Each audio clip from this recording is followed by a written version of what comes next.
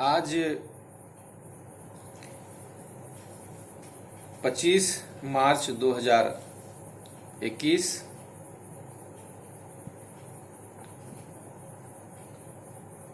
भारत के संविधान में संशोधन विधेयक, संशोधन अधिनियम किस रूप से पारित किया जाता है या किस रूप से किया जाता है, उसके बारे में मैं संक्षिप्त विवरण प्रस्तुत कर रहा हूं। ऐसे भारतीय संविधान की जो मूल ढांचा है, उसमें संविधान संशोधन करने का अधिकार न तो संसद को है, न ही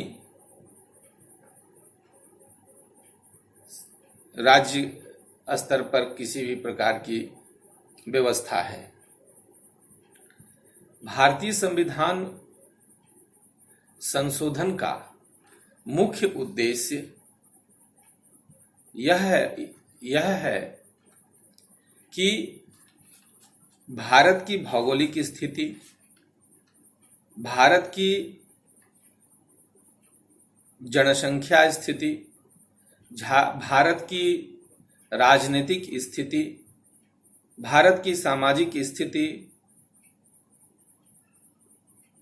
इत्यादि अनेक विषय वस्तुओं पर के आलोक में संविधान संशोधन करने की आवश्यकता समय समय पर पड़ती है, जिसे भारतीय संविधान के भाग 20 में निहित प्रावधान एवं अनुच्छेद 368 के आलोक में हमारे संसद को यह अधिकार प्राप्त है। किसी भी संविधान संशोधन करने से पूर्व एक विधेयक पारित कराना होता है, जो संसद के दोनों सदनों से उसे कुल सदस्यों के 2/3 मतदान से पारित कराना अनिवार्य होता है।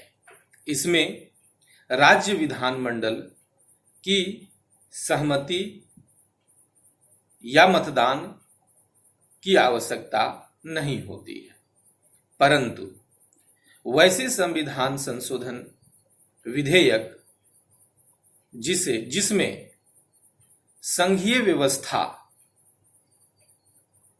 के अंतर्गत संशोधन की जा रही हो, तब देश के संपूर्ण राज्यों में से 50% स्टेट का सामान्य जनरल सहमति आवश्यक होती है। इसके बाद उस विधेयक को राष्ट्रपति के पास पारित करने के लिए या सहमति प्राप्त करने के लिए भेजा जाता है।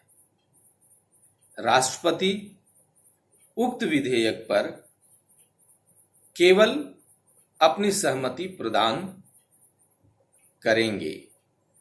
राष्ट्रपति उस विधेयक को न तो अपने पास रोक के रख सकते हैं, ना ही उस पर समय लगा सकते हैं, और ना ही उसे पुनर्विचार हेतु संसद के सदनों में वापस भेज सकते हैं।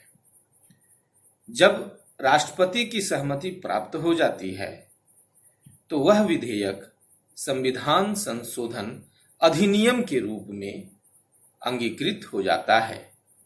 उसके बाद संविधान में उसे समायोजित करते हुए आवश्यकता अनुसार संविधान संशोधन कर देश में जनमानस के लिए उसे संसूचित कर दी जाती है। इस प्रकार से भारत के संविधान का संशोधन किया जाता है। और अभी तक देश में अनेक संशोधन हो चुके हैं।